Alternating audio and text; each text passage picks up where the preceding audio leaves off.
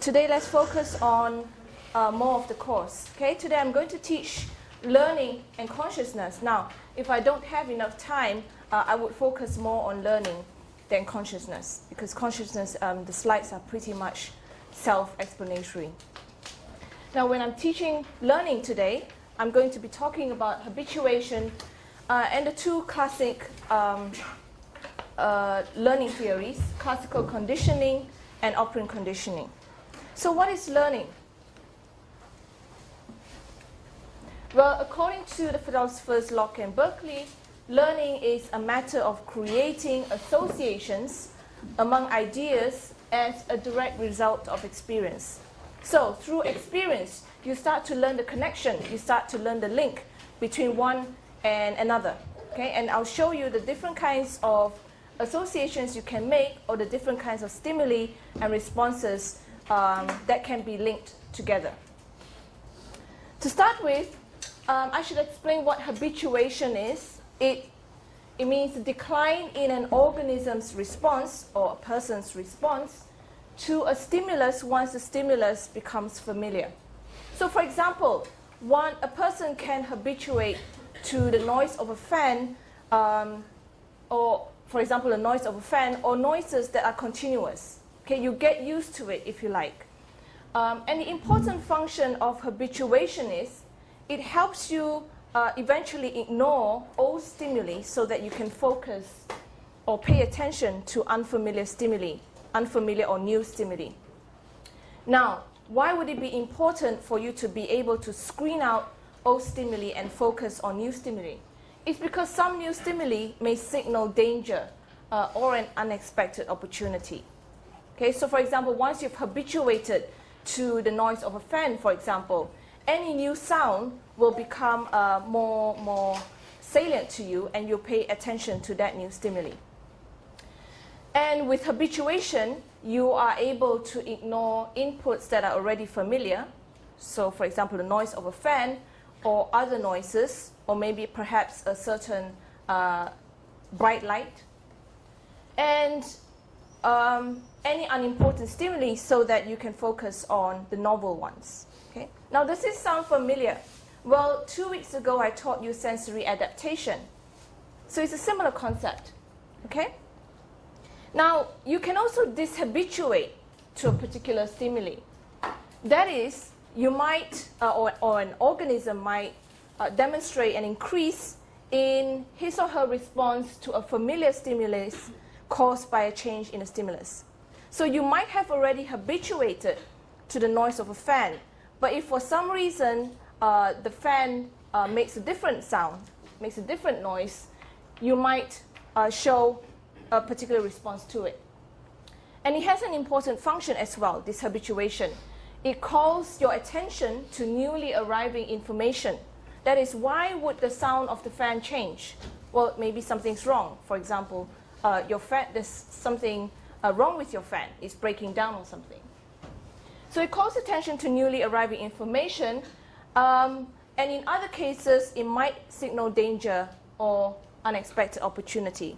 So both habituation and dishabituation have important functions, depending on the kind of stimuli, new stimuli that comes about. Now, one classic learning theory is classical conditioning. And this was really based on Pavlov's dog's experiment. Has anyone heard of Pavlov's dog's experiment? Okay, some of you. And the history is Pavlov was studying digestive physiology by studying the saliva secretion in dogs. So that was actually his aim. But when he was doing this study, or when he was studying digestive physiology, he found that the dogs salivated by just looking at a food dish. Okay, by just looking at the dish that was holding their food without actually eating the food. And he found this quite interesting. Well, why would just the sight of the food dish elicit salivation? And the dogs seemed to be developing new reflexes, it looked like, changing their behavior due to learning. They were learning to associate the food dish with food which they salivated to. So just to put it into a visual presentation, let's start off with the top left corner, okay, and then we'll progress to number 4 at the top right, bottom right corner. So before conditioning, food would be the unconditioned stimulus, eliciting salivation from the dog, which is an unconditioned response. You don't actually have to train a dog to salivate to food, okay? It's a reflex, it's biological, it's natural. And before conditioning, what Pavlov did was to pair a neutral stimulus, to use something neutral, like a tuning fork or a bell, and you pair it with the food later on in 3. Now the idea was to see if you could train the dog to salivate to the tuning fork without the food. Could you actually train a dog to produce this salivation even though you don't present food, okay, purely to the tuning fork? So what Pavlov did was repetitively presenting the food and the tuning fork to the dog, okay, because the food was expected to elicit this salivation. And with repetitive trials, it was expected that the tuning fork would eventually elicit the salivation without the food. And that was what happened.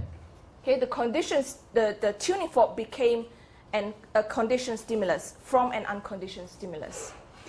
Now, let's put this into, put these 4 terms into perspective. So you have 2 types of responses and 2 types of stimuli. You have the unconditioned response, which would have been the salivation without having been trained or learned. Then you have the unconditioned stimulus, that is the food. You don't have to train or teach the dog to salivate to the food. Then you have the conditioned response, salivating to a new stimuli, a neutral stimuli, and a conditioned stimulus, that is the tuning fork that has been trained. Okay? I'll give you more examples later on. Now, the unconditioned response, so salivation, is a biologically determined reflex, and is triggered by a certain stimulus independent of learning. Okay?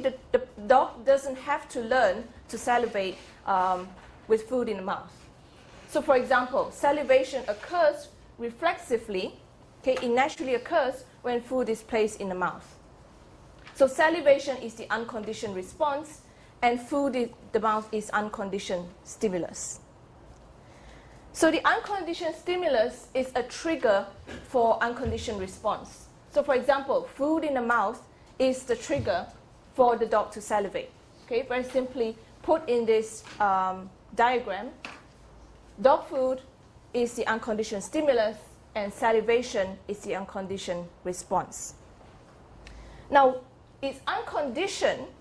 Okay, the difference between unconditioned and conditioned is because when it's unconditioned, the link or the connection between the unconditioned stimulus and unconditioned response is biological. It's not learned. You don't actually have to teach it. It's a natural connection, association that exists. Can you think of other common occurrences of a US-UR or unconditioned stimulus, unconditioned response link? We have food in the mouth, salivation. What else? It's a biological reflex. What else would be an unconditioned association?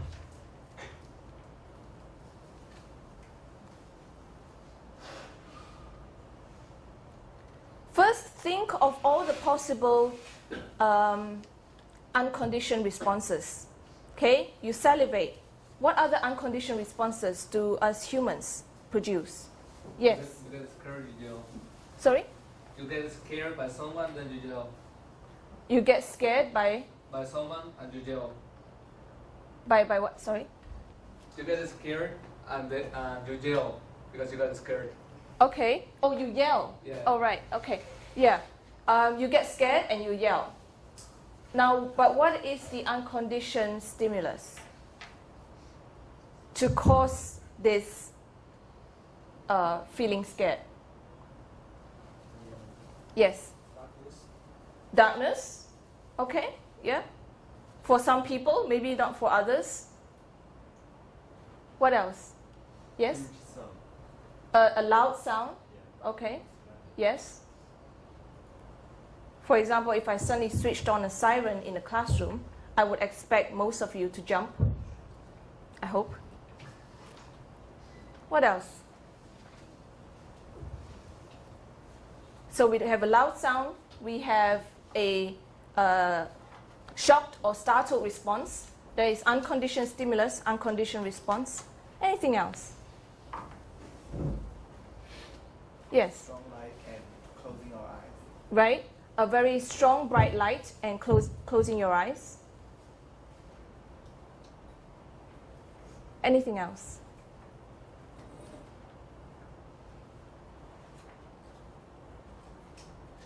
What other reflexes might we show?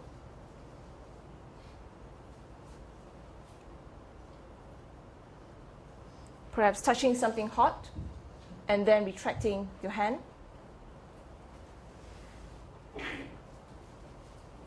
Anything else? Okay. Now, on the other hand, a conditioned response is a response triggered by some initially neutral stimulus. Okay, this stimulus did not initially or did not originally elicit an unconditioned response. But as a result of pairing between a conditioned stimulus and an unconditioned stimulus, it triggers this conditioned response. So the CR is typically not identical. It's not the same as the UR, although it is often similar to it. So a bell might elicit salivation, but it wouldn't elicit the same level of salivation as food in the mouth. Okay, so both elicits the same kind of response, but the response would vary a bit. Okay, there would be a difference. It wouldn't be identical. So for example, if food in the dog's mouth is paired with the sound of a bell, the dog will salivate with repeated pairings. Soon the dog will salivate to the sound of a bell. Now the CR, the conditioned response that will be salivating to the bell, will be less intense than the unconditioned response. Now the conditioned stimulus would be initially neutral, that comes to elicit a new response to being associated with the unconditioned stimulus through repeated pairings. For example, if a neutral stimulus like the sound of a bell or a tuning fork is paired with a US, like food placed in the mouth, the CS will be associated with the US. Okay, the dog will learn the association between the conditioned stimulus and the unconditioned stimulus, and the dog will eventually learn to salivate at the conditioned stimulus, which would be the sound of a bell, okay, without the presence of the food. So for an association to be conditioned, as opposed to unconditioned, the link between the conditioned stimulus and the conditioned response is learned through conditioning, okay, making an association between the CS and the US. Okay, now to help you wake up, I want you to now brainstorm another example of a classical conditioning experiment. That is, I want you to come up with a different set of variables similar to Pavlov's experiment. I don't want you to use food and salivation again. I want you to use different kinds of variables, okay? All right, now I want you to just work in pairs, 2, 2, 2. Okay, if there isn't one sitting next to you, work in threes. All right, start.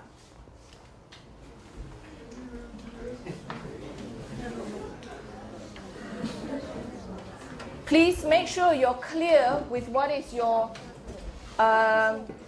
US, your CS. Okay?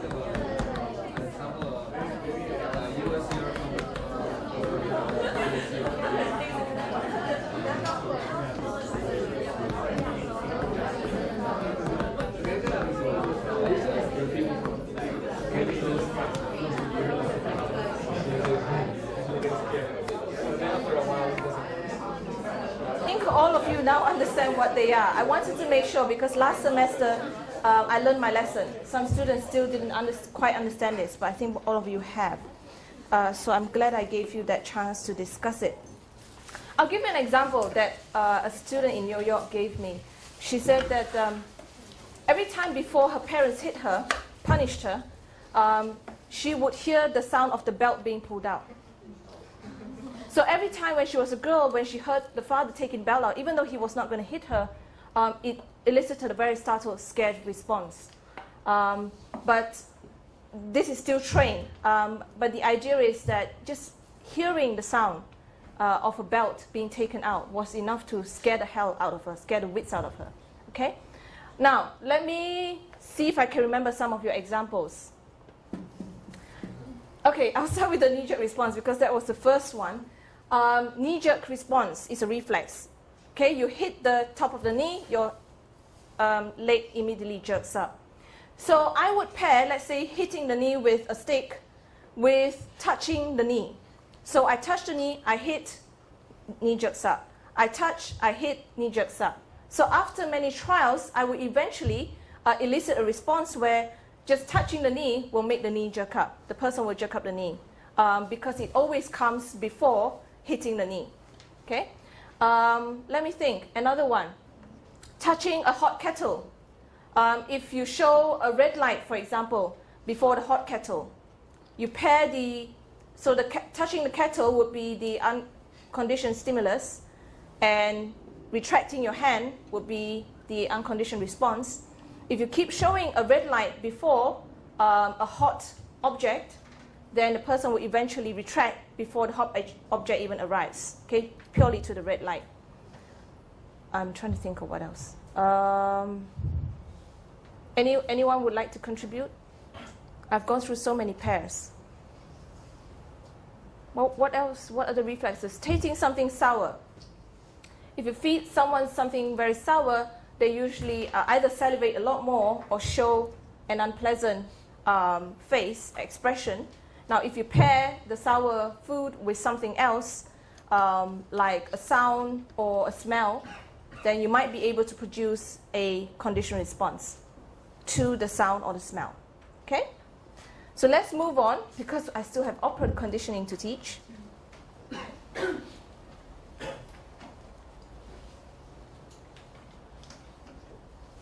Now, some of you commented, well, is it so easy to classically condition an organism or a human?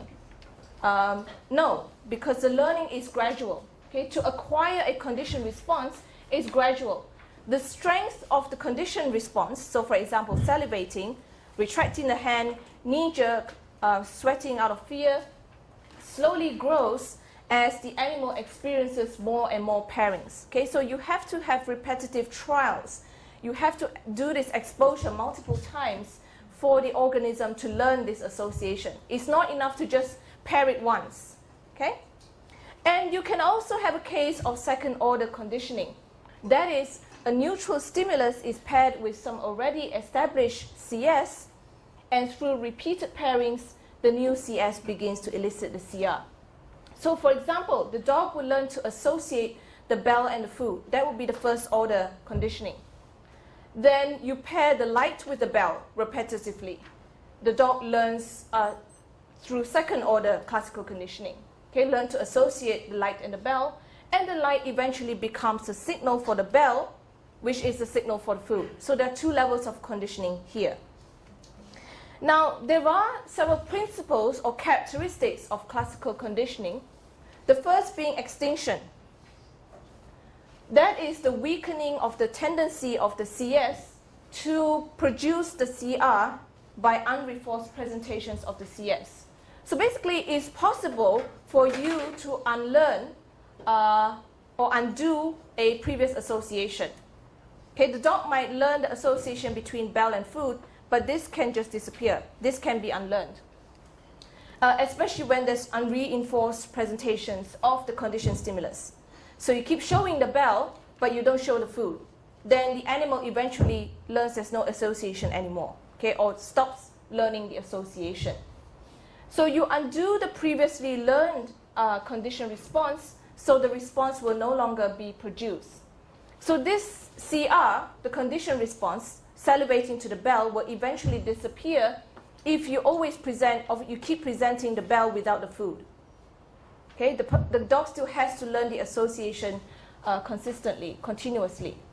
So the CS no longer acts as a signal for the US, so the response is extinguished. So let me show you in my attempt to show you this connection. Okay, so the dog might have first learned, I couldn't find a picture of a bell, so just use an alarm clock. The dog we would have expected the dog, for example, to learn the association between an alarm bell and, yes, I know dogs don't necessarily eat hamburger. Just pretend it's dog food. But if you keep pairing, or keep presenting the alarm bell without the food, then this association becomes less clear or eventually disappears, and the dog stops salivating to the alarm bell because it's no longer being associated with the food. So very simply put, you can, this association can die, can disappear, hence the term extinction. Okay? But what's interesting about this is extinction does not mean that it's forgotten. Just because you allow time to pass for this association to disappear doesn't mean that the animal completely forgets the association. The animal just learns that the association between the CS and UR is no longer active. Okay? They just learn that the bell and the food, the association between the bell and the food is no longer active. Doesn't mean that it's completely gone. But you can recondition the animal.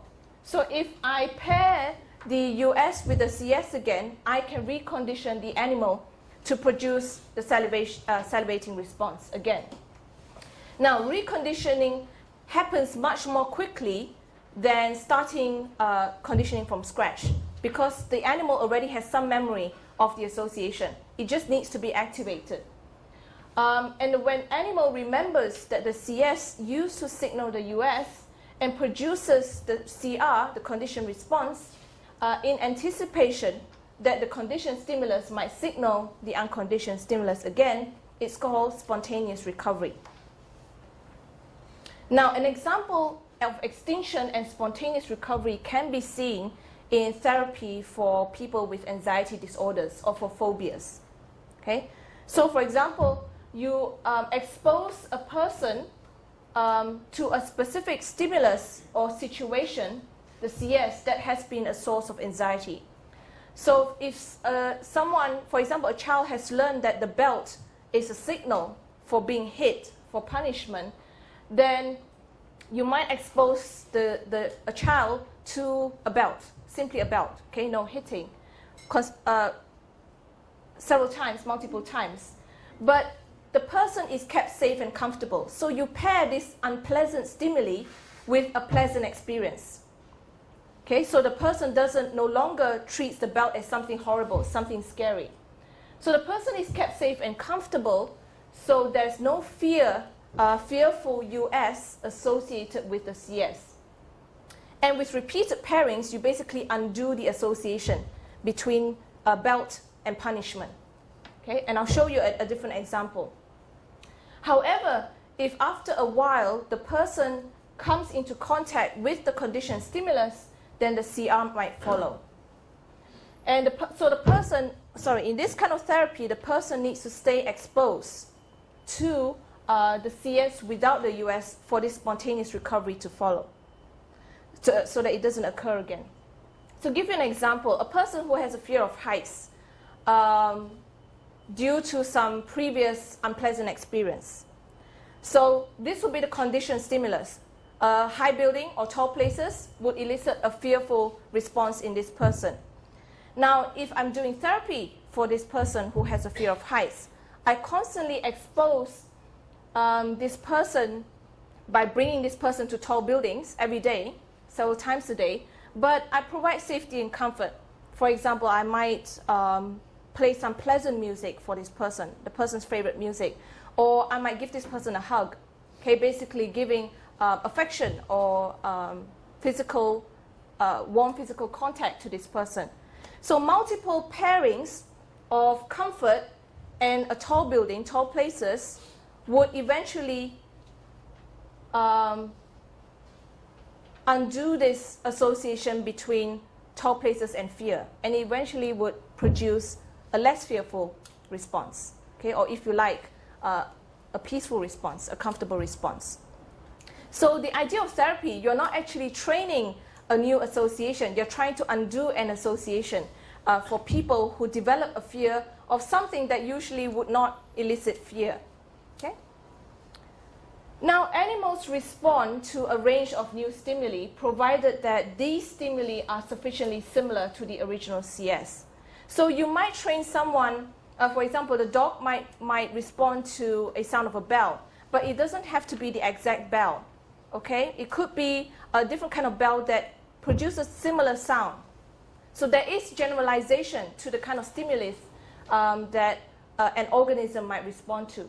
So for example, if a light, the CS, has been conditioned to produce salivation, then the dog might salivate even if the light is slightly brighter or slightly dimmer.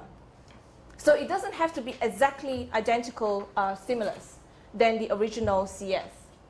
But the bigger the difference between the original CS and the new CS, then the weaker the conditioned response will be.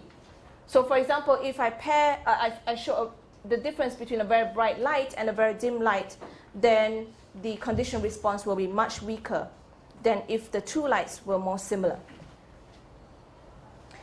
Now, in relation to stimulus generalization, organisms also show the ability to discriminate between stimuli. Okay? The process of learning to respond to certain stimuli that are reinforced and not to others that are unreinforced. Animals do respond selectively, whether or not there's reinforcement. So for example, in the beginning, I might train an animal to show a startle response when a red light is paired with the blast of a horn. So a very loud noise and a red light. Then eventually, I train the animal to show a startle response to the red light alone. Now, if I show alternative trials between a red light with the horn and orange light without the horn, the animal learns to discriminate the colors, even though they're very similar stimulus. And they will only startle to the red light and not to the orange light. Okay? So the conditioned stimulus acts as a signal. It's the rate at which conditioning develops depends on how the CS and the US are related to each other in time. Now, you can't just present a red light and a blast of a horn or a loud noise and produce a startle response. The time between the presentation of the CS and the US is crucial. If you present the US before the CS, if you give the dog food before the bell, it won't be effective. The conditioning won't be effective. If you present the bell and the food simultaneously at the same time, it's less effective. If you show the US the food a few seconds after the bell, then the effectiveness declines sharply. So what is optimum? What is the ideal time difference? That would be if you present the US 0.5 seconds after the CS. So you present the bell, and then half a second later, you present the food. That is the optimal time allowed for conditioning to occur, okay, for learning to occur. So the CS warns or signals the organism that the US is coming so that it can prepare itself. Now, if the CS and US are presented too far apart, if you show the food and the bell too far apart, then the organism might not actually learn to make the association, to connect the CS with the US.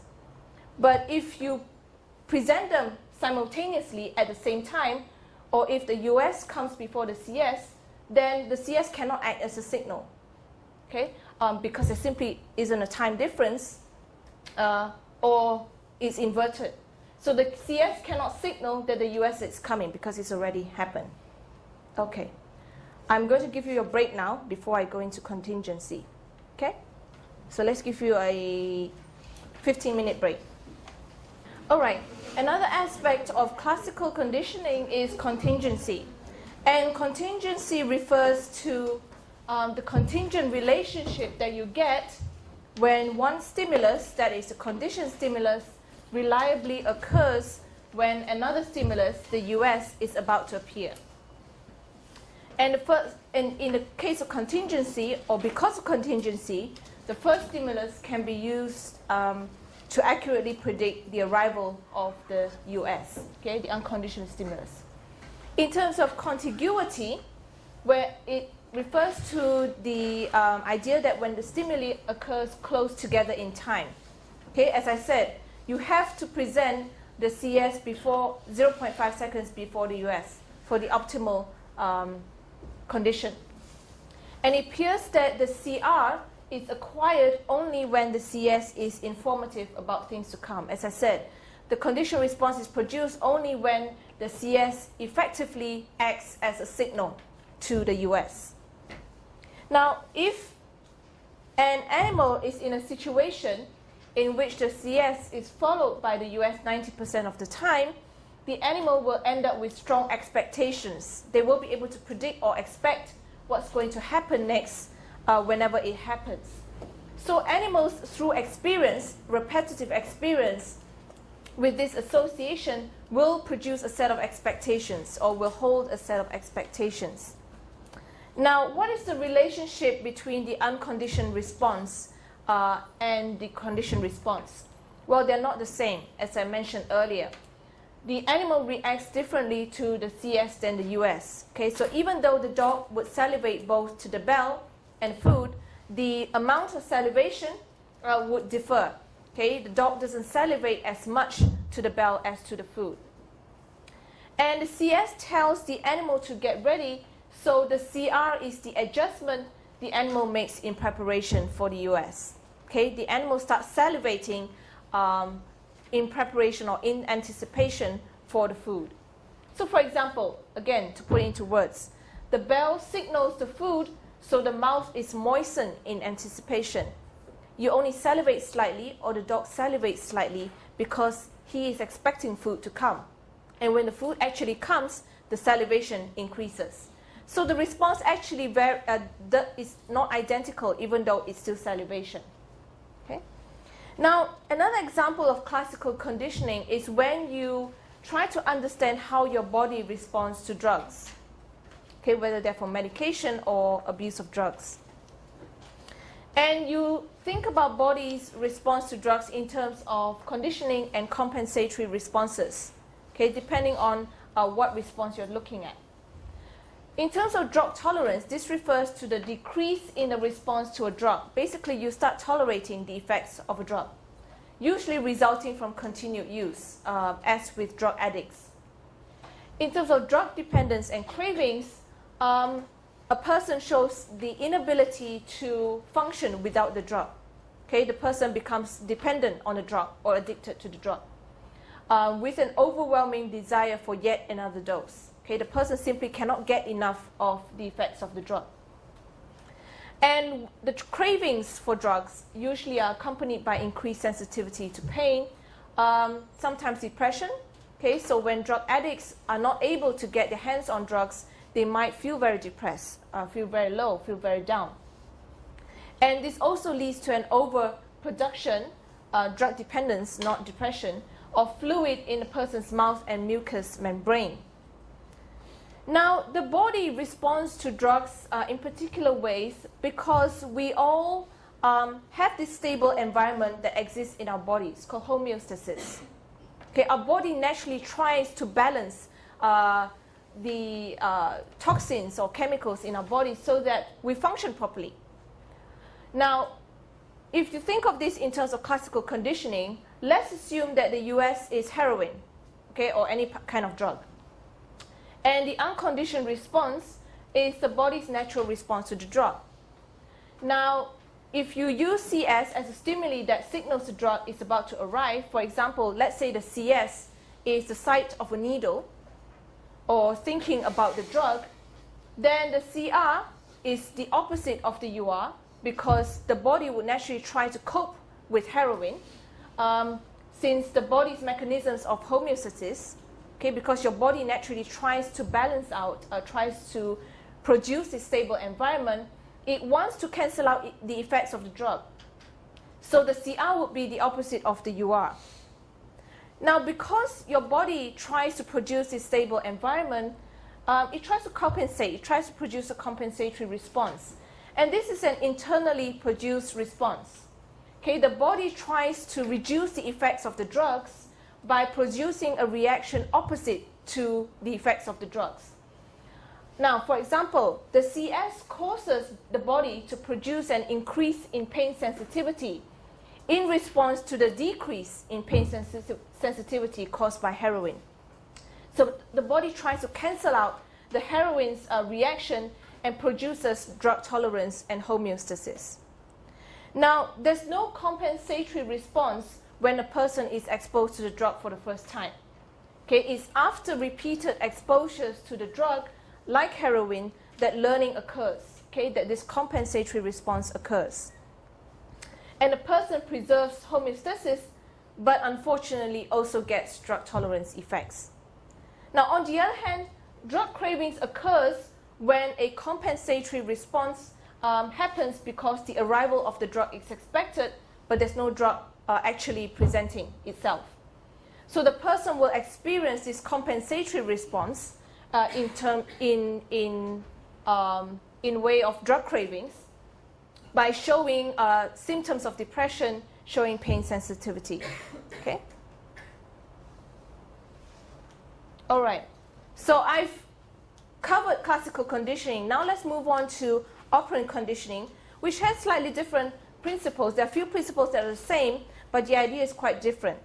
And before I show you Skinner's theory, I'd like to start off with Thorndike and the law of effect. And Thorndike basically demonstrated the law of effect, or tried to support his theory of the law of effect, by showing an experiment using cats in a puzzle box. He created this puzzle box to create a problem for cats to solve. And the idea is getting the cats to learn how to open a door and escape from the box to get a reward. And the cats learn the solution gradually, not immediately. Okay. So the law of effect is the tendency of a stimulus, for example, food, outside the puzzle box, to evoke a response is strengthened if the response is followed by a reward, or weakened if the response is not followed by a reward. Okay? The cats wouldn't have learned the association or would not have been motivated to try to get out of the box if there wasn't food outside. So they eventually learned that if I try to open this door, I can get to the food, get to my reward. And if an animal makes a response and reward follows shortly, the response is more likely to be performed again. So that is, if the cat opened the door and the reward was just outside, the response is more likely to be performed again. They're more likely to try opening the door again and again, rather than opening the door and the food comes much later. Okay?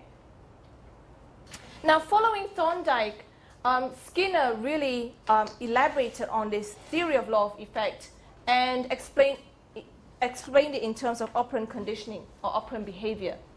And he defined operants as instrumental responses defined by the effect that it has or the way it operates on the environment. Now, an operant followed by a positive consequence is more likely to be repeated in the future. Okay? That is, a positive consequence could be a reward. And an operant followed by a negative consequence, for example, punishment, is less likely to be repeated in the future. Okay? So a cat or a dog or a person is more likely to repeat an action that leads to a reward than an action that leads to a punishment. And the behavior can be changed by providing or removing rewards and punishments. And Skinner designed the Skinner box to really test his theory and to find evidence to support his theory by, for example, training rats to press a lever to get food. Okay, you wouldn't expect rats to be able to press a lever for food naturally, but you're able to train them to do this. especially if you give them a reward such as food, or electric shock, which would be the negative consequence. Now, what is the difference between, or what are the differences between classical conditioning and operant conditioning? Well, classical conditioning builds on a response that is automatically triggered reflexively by a stimulus, whereas operant conditioning involves behaviors that are voluntary. Okay, they're not reflexes. Classical conditioning involves learning about an association between two stimuli, okay, the US and the CS. Operant conditioning involves learning about the relationship between a response and stimulus, okay, the operant and a reward. And learning trials typically involve presentation in classical conditioning of the CS followed by US. Okay, so in classical conditioning, learning occurs by pairing the CS then with the US. But in operant conditioning, the learning trials usually involve a response followed by a reward or reinforcer. Okay, so the variables or the stimuli involved are quite different. Now, in operant conditioning, the idea is you have to reinforce a particular action. So what are reinforcers? Well, it's the presentation of something good or the termination or prevention of something bad. So either you produce a reward or you stop or prevent a punishment. Okay, you try not to do something so that you don't get an electric shock or so you don't get hit. And reinforcers increase the likelihood that a response will occur again. So for example, children who receive something good such as candy, gold stars or praise are more likely to repeat that action that led to them receiving these positive reinforcers. Or it could be a termination or prevention of something bad. Okay, they might stop doing something so that they will avoid being grounded, or they might do something to terminate the loud noise, okay, to stop feeling the effects of loud noise. Now, a reinforcer can generally be determined only after the fact. If a response is repeated to gain the reward, the stimulus itself becomes a reinforcer. Now, what's similar with classical conditioning between classical conditioning and operant conditioning is the idea of discrimination. Okay, a discriminative stimuli is an external stimuli that signals a particular relationship between a response and the reinforcer. So a positive discriminative stimulus, that's S plus, and a negative discriminative stimulus, the S minus. So let me give you an example. A green light would be a positive discriminative stimulus, a S plus, when it signals to a pigeon that it will get food if it hops onto a lever. A red light, presented as a negative discriminative stimulus, S minus,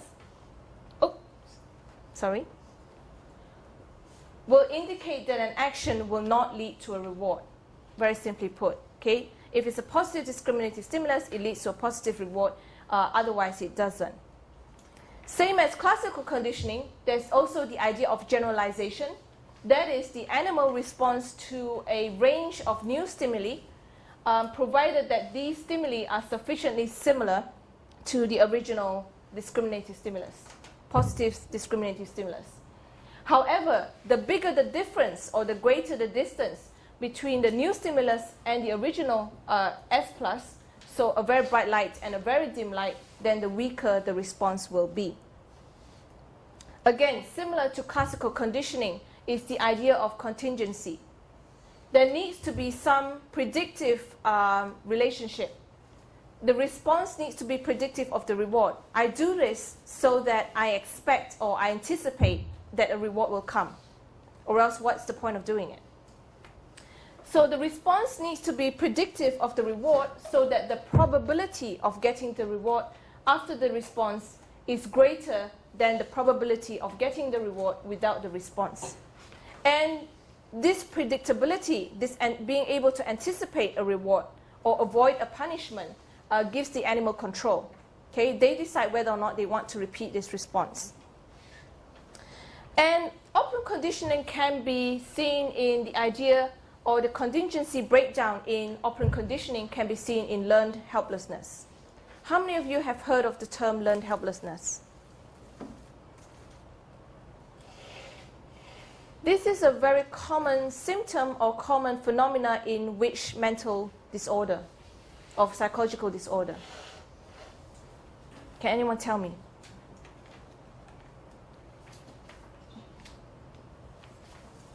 Learned helplessness is very common, if not a symptom of depression. Okay, depressed people often show learned helplessness. It's a condition created by exposure to inescapable aversive events. So negative events that the person has, through experience, has learned that I can't get out of this negative experience. So for example, child abuse, okay, sexual abuse, physical abuse, etc. And learned helplessness impairs or prevents learning in subsequent situations in which escape or avoidance is possible. Now, if there's no contingency between the acts and the outcomes, there's no point in trying. Okay, that's the idea or the phenomena of learned helplessness. And Seligman demonstrated learned helplessness through his study using dogs again. Poor dogs. I don't know why they all like using dogs, but I think it's because they're easy to train. Well, much easier than cats.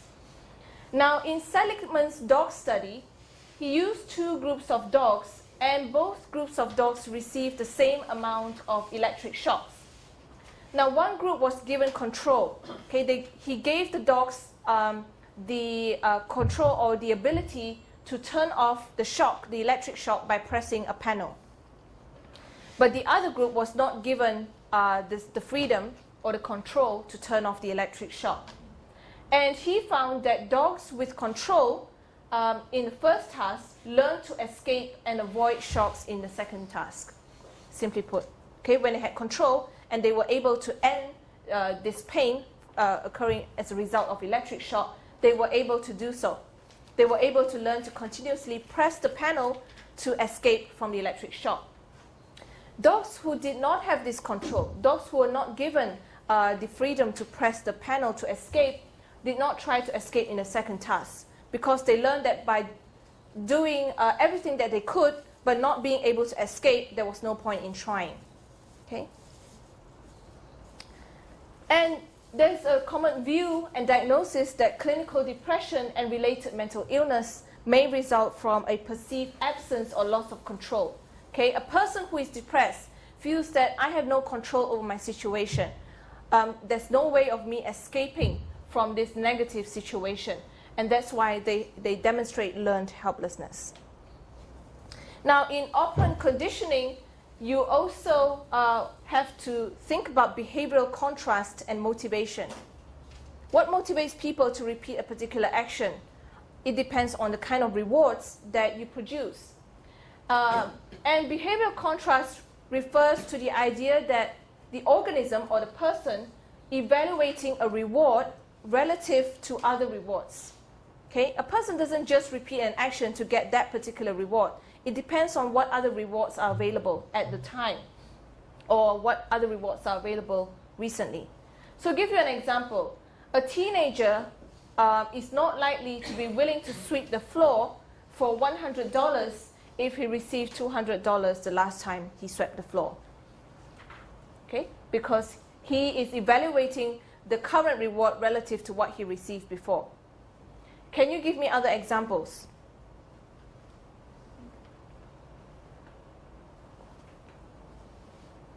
Of a behavioral contrast depending on the value of different rewards.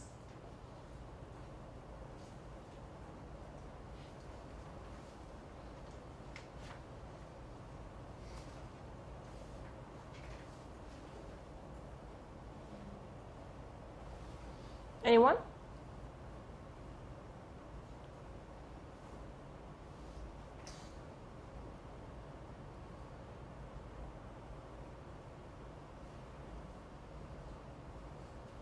Yes. Academic performance. Academic performance, okay. Can you... If you have gotten 80 before, you wouldn't be satisfied with 60, I believe.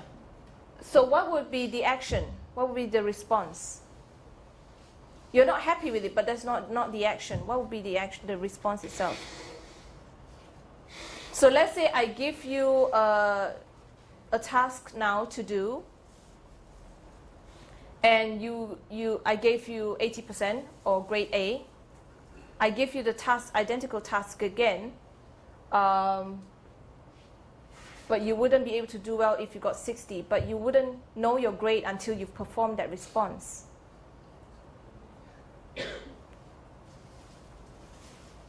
So think about offering a reward for something. Think about this.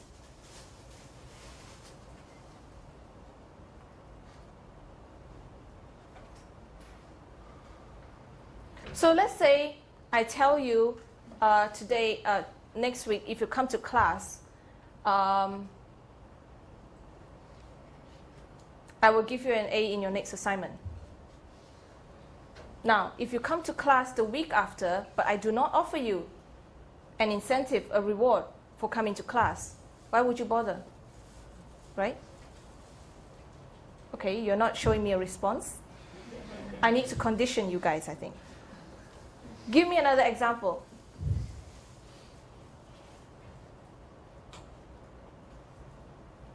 How about think in terms of young children?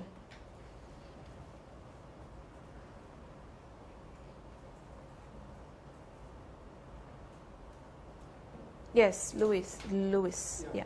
What about if they behave like very good 1 year and they didn't receive any gifts?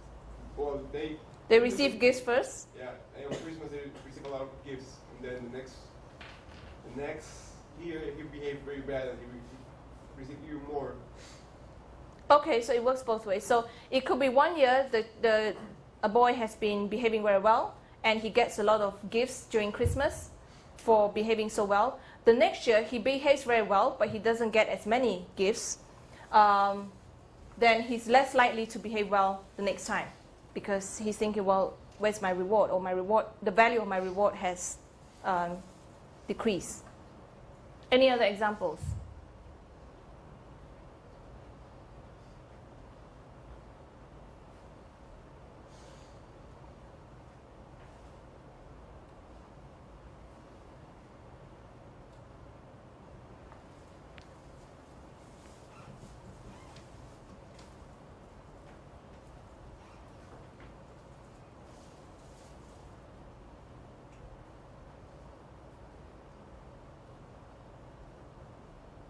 Anyone?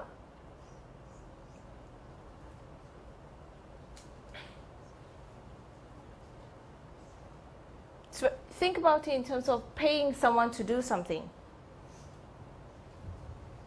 which is exactly what this is. Give another example similar to this. Yes? Someone who got fired is not likely to get a new job with less salary. Okay, so when a person is trying to find a new job, they would want, if it's identical job, they would expect a higher salary than before. Yeah. Any other examples? Yes? Doing the dishes. Sorry? Doing dishes, Yeah, okay. if you're- Washing dishes? Yeah, if you're a kid and maybe you hear about that someone in school gets paid for doing it, then you want to have it as well. Or if you get money for doing the dishes, and to make someone to start doing dishes, then they won't do it if you don't keep on getting money for it. Okay, so are you talking about paid ones? Yeah, or like very, very reward thing, like maybe Or candy doing, or an apple. all right, so at home, a child might not be motivated to wash the dishes unless the child is given a reward. And continuous giving of rewards would motivate the child to continue washing the dishes, maybe for the mom, something like that. Okay. Now, of course, how motivated a person is or how motivated a child is does depend on the type of reward. Depending on whether the person appreciates or benefits from an intrinsic reward or extrinsic reward. Intrinsic rewards are rewards that serve some internal need. Basically, the person does that action or engages in that activity because of the pleasure of that activity. For example, drawing for the love of drawing. An extrinsic reward serves some external need. For example, it's usually under the control of an experimenter.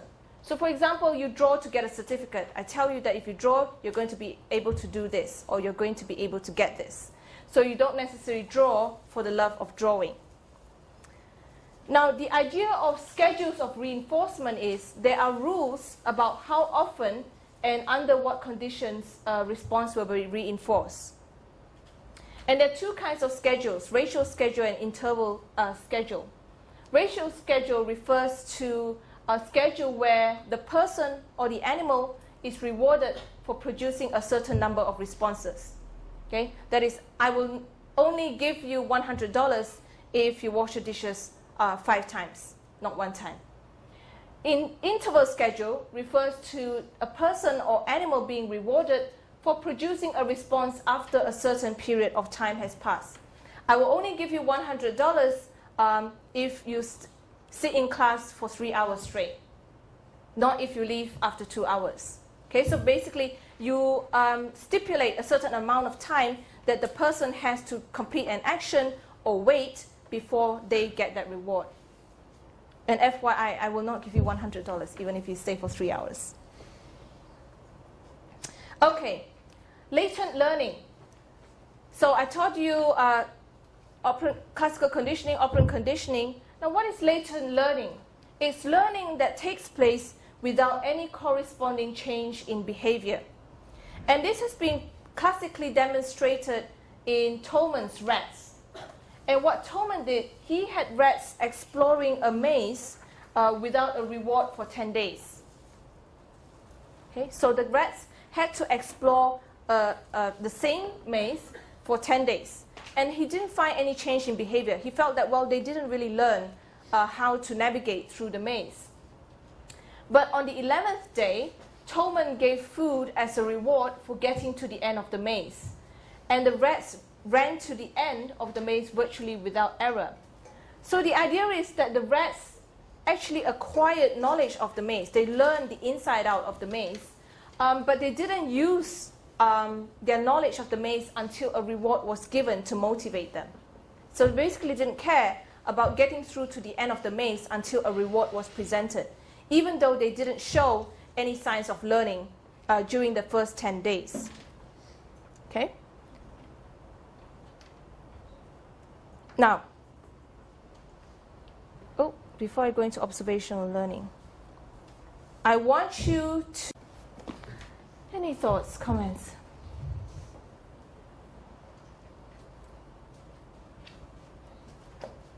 No?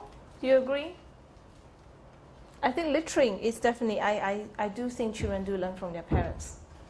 When parents start throwing rubbish out of the car window, children will definitely pick up on it. And they're definitely more likely to repeat that action because, well, my mom and dad is doing it, why can't I?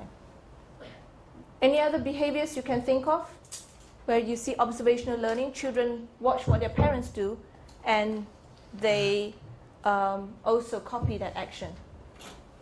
What other behaviors can you think of?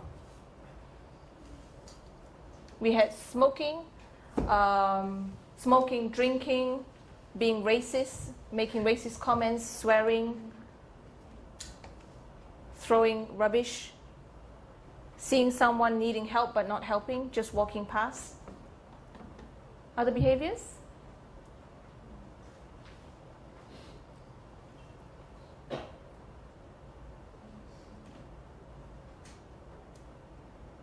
Or can you think of any behaviors that you have copied from your parents? Oh, I worry when you're laughing. Why are you laughing?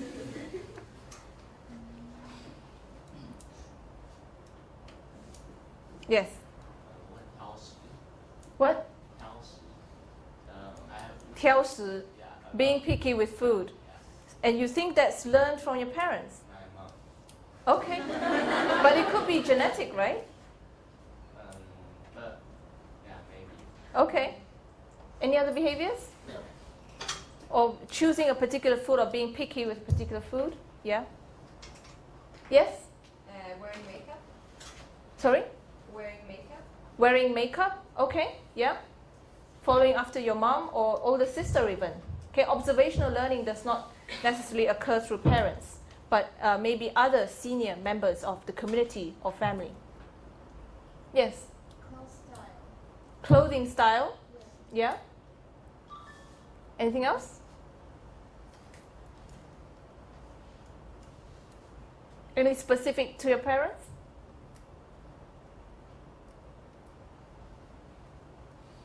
Yes? The way you spend money. The way you spend money, yeah? Like spending more money on food than on clothes. That could be something through observational learning, consumer behavior. Food habits, like eating breakfast a lot. Food habits like eating breakfast a lot, yeah? Or not, yeah. Yeah, or not, yeah. Or not eating breakfast at all, yeah? And the last one is a very, very evident one. Domestic violence is highly been shown to be intergenerational, meaning domestic violence does occur through generations because the future generation starts to accept that aggression is a way to solve problems. So it's actually very hard to break that cycle of violence, especially when so many children are witnessing domestic violence, which is something I'm very interested in now. So I'll talk more about that later on. Okay? Any other thoughts? Okay. All right. So observational learning is the process through which we watch how others behave and learn from their example. And this type of learning is found in many species. It's not unique to the human species. And observational learning has been found to occur through the activation of mirror neurons. Okay? And mirror neurons are located in the frontal lobe near the motor cortex. And mirror neurons fire, okay, they activate whenever an animal performs an action and whenever the animal observes someone else performing the same action, like seeing someone else smoking. But not all of us start to learn to smoke because others smoke. Okay? There are many variables involved. Now, observational learning has also been classically demonstrated through the Bobo doll study. When I first read this, I had no idea what a Bobo doll was, but you know what it is now, because I will show you a video demonstrating this experiment. Basically, what Bandura did was gave children this giant Bobo doll in a room, and after they had witnessed what an adult did to this Bobo doll. And children who had observed an adult behaving aggressively with a Bobo doll were more likely to behave aggressively with the Bobo doll, compared with children who viewed an adult who did not behave aggressively with the Bobo doll. So I'll show you the experiment now, just for you to get a better idea of what it is. So what was striking was that children who saw an adult doing these aggressive acts, when they were on their own, they actually came up with new ways to be aggressive, compared with children who did not see a model. So they not only copied what the adult did, they also came up with their own ways of being aggressive. Okay? Any other comments or thoughts on this? Or on this experiment, yes? The doll bounced back and hit the child. I mean, the doll bounced back and hit the child. That would provoke them even more, you would think. Yeah? And you can see that there were two girls who played with the cooking set. Those were children who did not see the model. So they didn't even try to be aggressive with the Bobo doll. Okay? They played with other things that were in the room. But for those who actually saw what to do with the Bobo doll, they actually imitated. Any other comments, thoughts? Yes? What about the ethics that we talked about in the first lesson? What? It's right to encourage children to be aggressive? Because here Yeah, they learn. this was done when? That's what I said. In the 60s, 70s, there were a lot of ethical violations. I will show you in social psychology how bad it can get. But yes, definitely, it would be considered highly unethical today. And you wouldn't be able to do this kind of experiment now.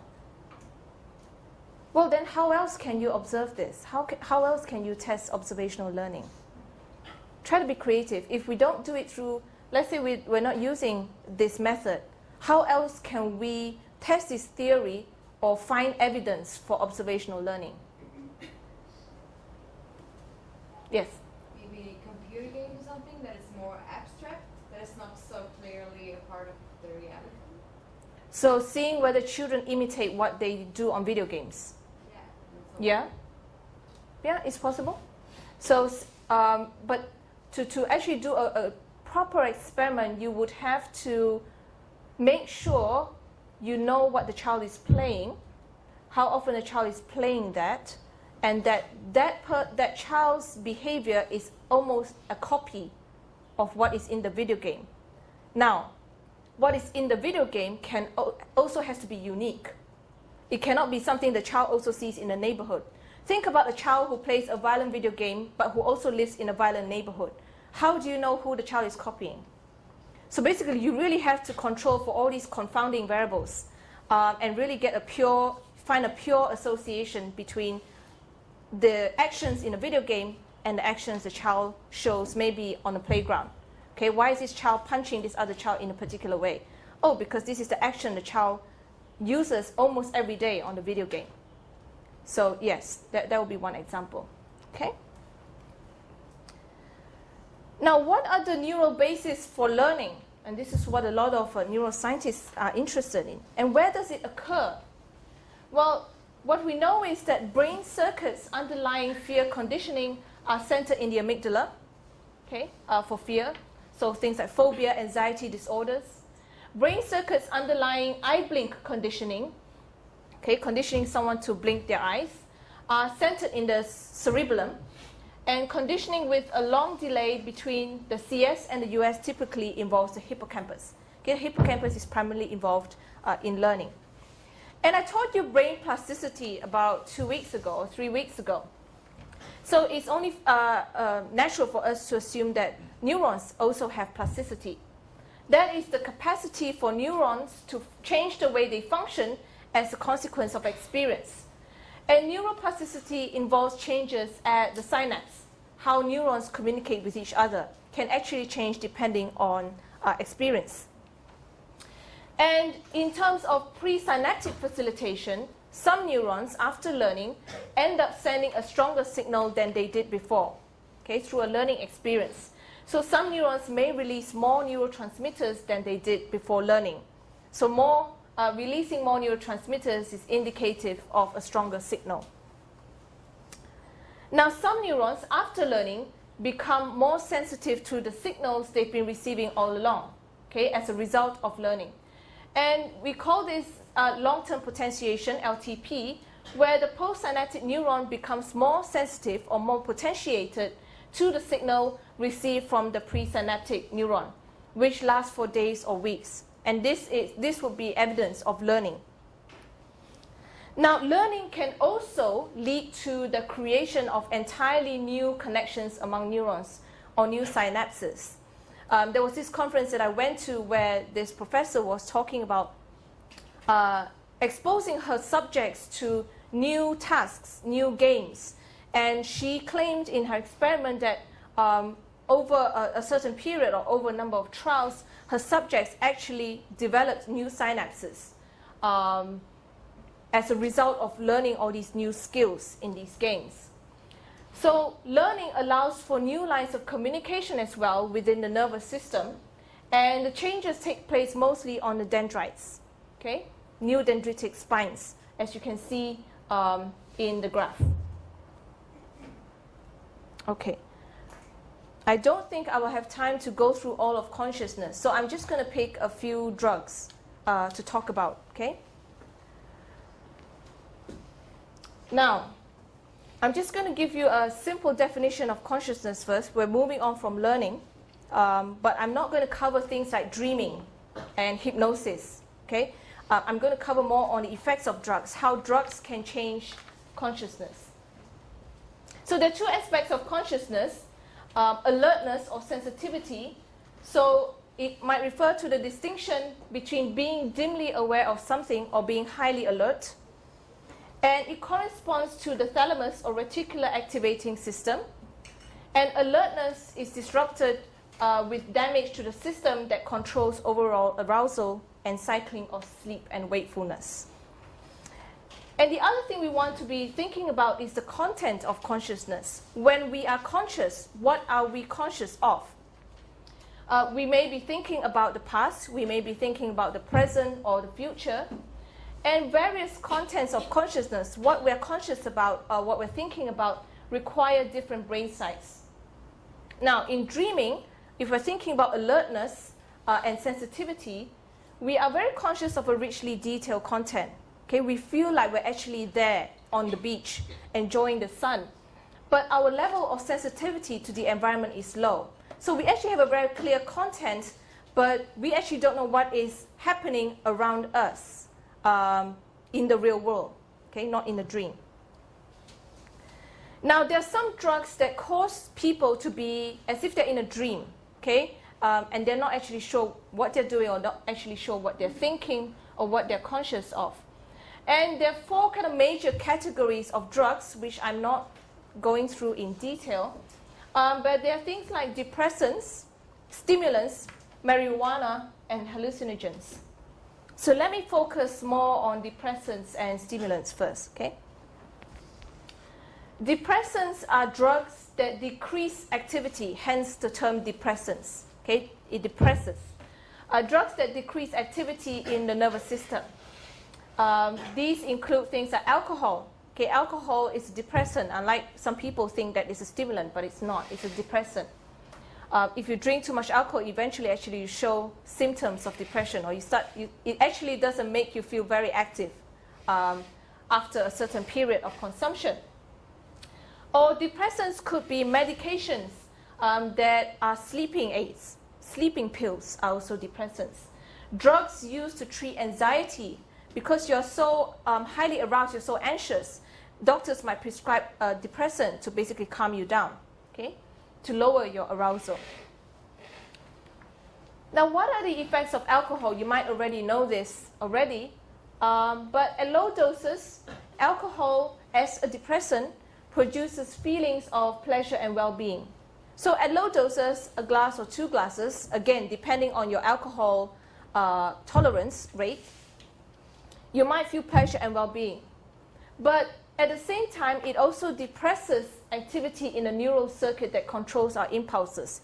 It also reduces your increases your impulsivity. And it also leads to narrowing of attention.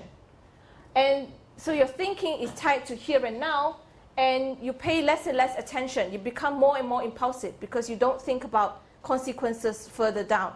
So that's why you see people who get drunk doing very erratic things, doing very impulsive things, like getting angry very easily and hitting someone.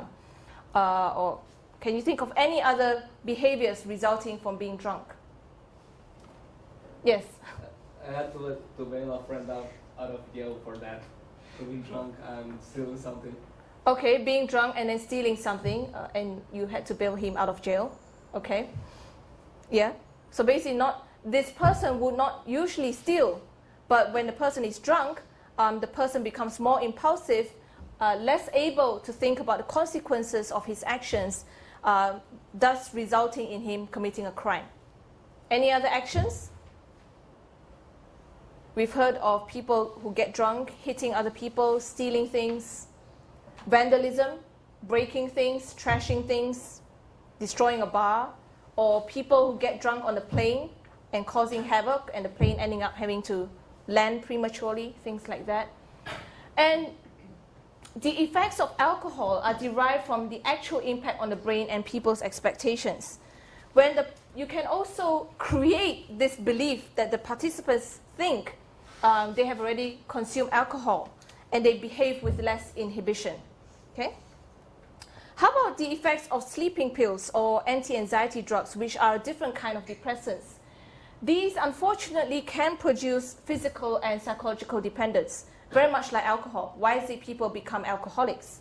Or why is it people become addicted to sleeping pills or particular anti-anxiety drugs?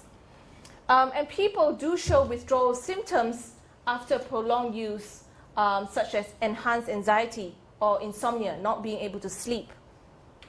And it can produce drug tolerance as well. When the person becomes less sensitive to the drug, like the sleeping pill, then higher and higher doses are needed to achieve the same effects. So the person will feel, well, 1 is not enough for me anymore. I need to take 2 today. The next day, well, 2 is still not enough for me, or after a week, I need to take more and more to be able to sleep. It's no longer working for me because the person starts tolerating the effects of the drug. But the risk of high doses, of course, you hear a lot of people, for example, dying from overdose or suffering coma, from going into coma or suffering other problems, cognitive impairment or physical damage as a result of overdose. Okay? Now, on the other hand, you have the opposite effects from depressants. You have stimulants. Stimulants are drugs that stimulate the nervous system and increase the level of bodily arousal. Okay? Increases how active you are. And it can raise blood pressure, increases heart and breathing rate. So obviously, people with heart diseases are very high risk of danger for taking a lot of stimulants. For example, people with heart problems are not encouraged to take too much caffeine, for example. And stimulants increases overall alertness and boosts energy. And it also decreases the need for sleep because the person is so highly aroused. However, again, like depressants, it can lead to psychological and physical dependence with withdrawal symptoms.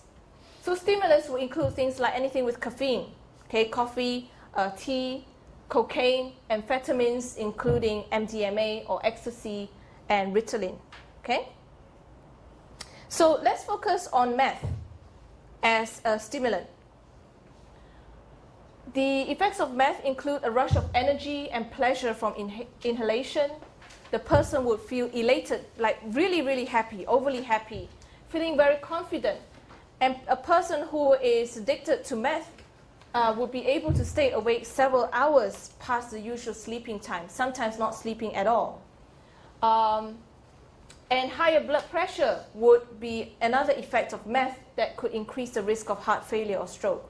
So it's very common for people who take too much of a particular drug to suffer a heart attack or heart failure. But what's different about meth is when the aroused period ends, when the effects of the meth reduces or disappears, then the person feels completely different. The person feels like he or she is crashing down, and the person feels very depressed or irritable, or the person will end up sleeping for days because the person hasn't slept for days. Okay? Let me see if okay, let me do the last one. Cocaine. Cocaine is usually snorted or inhaled, and it quickly enters the bloodstream. And the effects of cocaine include a temporary rush of excitement and euphoria. Okay? Really high, feeling very high, if you want to put it that way.